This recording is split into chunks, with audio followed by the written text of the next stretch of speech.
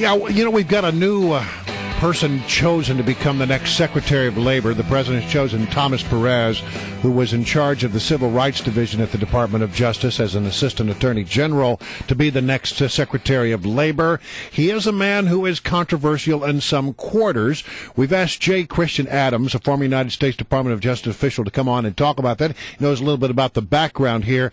Thank you very much for joining us, Mr. Adams. Hey, good morning, Brian. All right, let me run through a couple of things. He was, among other things, the man who brought the lawsuit against Sheriff Joe in Maricopa County, Arizona. And then there is this matter of I guess the way to describe this is sort of a quid pro quo deal that he put together in getting St. Paul, Minnesota to drop a Supreme Court appeal. Can you give us the background? It's a little bit of a complex case, actually, but it's sort of interesting. You know, that's small potatoes compared to his other stuff, but I'll tell you about St. Paul. There was a case heading to the Supreme Court involving discrimination that would have surely resulted in a favorable ruling from the court that curtailed the ability to use race in decisions, but he made a deal with St. Paul to get the case dismissed. But like I said, that's small potatoes compared to his harassment of abortion protesters, his suing schools to allow children to dress up like transvestites in schools in 8th grade in New York. I mean, this guy hails from the Hugo Chavez, Sean Penn wing of the Democrat Party. Yeah, let's get to the big potatoes, Christian Adams. Your book, Injustice, Exposing the Racial Agenda of the Obama Justice Department, it's got a whole lot of Thomas Perez in it. Why don't you hit some of these items specifically? And I also want to hear about his testimony with regard to the new Black Panthers case, which you were the whistleblower on. Yeah, I think probably about a third of the book is about Tom Perez. Wow. And it does deal with the Black Panther case. This guy is your worst nightmare. He is a far left-wing radical. Any Republican who's interested in reaching across the aisle needs to pay attention because you're getting a thumb in your nose. Tom Perez was behind the harassment campaign of peaceful abortion protesters, cases the Justice Department has lost repeatedly, for instance, in West Palm Beach against Mary Sue Price. They were even forced to pay $120,000 in sanctions because they had no evidence. Tom Perez is behind forcing police departments in New York to discriminate against white individuals. They were rebuked by the court there that you can't force people to not hire whites because of their race. He was behind the case in New York where the Justice Department forced the school district to allow 8th graders to dress in drag. Stiletto heels, pink wigs, mini skirts. This is a radical ideology. It is not a middle-of-the-road kind of guy. Well, and specific to the new Black Panthers case, I mean, he wasn't there during that, but just to refresh everybody's memory, the new Black Panthers were videotaped out in front of a polling place in 2008.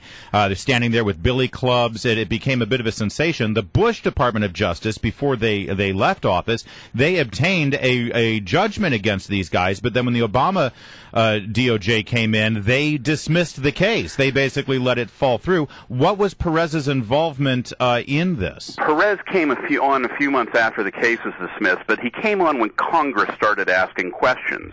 The problem for Tom Perez is his answers were not entirely accurate to Congress, and I think that Perez thought that the whole thing would go away and nobody would figure out that he wasn't telling the whole story under oath when he was asked these questions. For example, one of the questions that he was asked was, who dismissed this case? Was it the higher-ups or the lower downs? And Perez said, it was just all the lowly career people disagreeing with career people. And he said this under oath.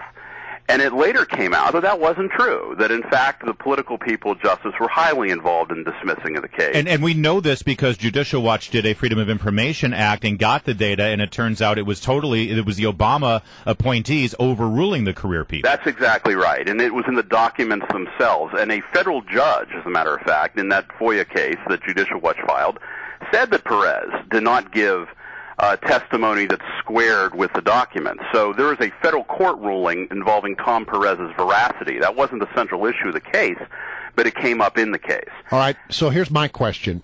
You've got this guy up for confirmation. We've just seen John Brennan. He got through. We saw Chuck Hagel. There were concerns about him. He got through. Do you think there's enough there to stop this nomination? Look, this guy is not only pro-labor, he is anti-business. He hails from the most radical extreme side of the Democratic Party. If the Republicans in the Senate don't stop someone as extreme and unworthy of serving as Department of Labor Secretary as Perez, there's nobody they would stop. Well, who do you think is likely to take up that mantle?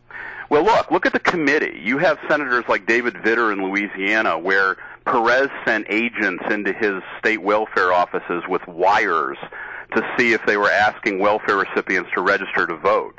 You have Tim Scott on the Labor Committee, where Perez overruled South Carolina people in South Carolina and overruled the career recommendation to approve South Carolina voter ID because he wanted a political issue to help the president win re-election.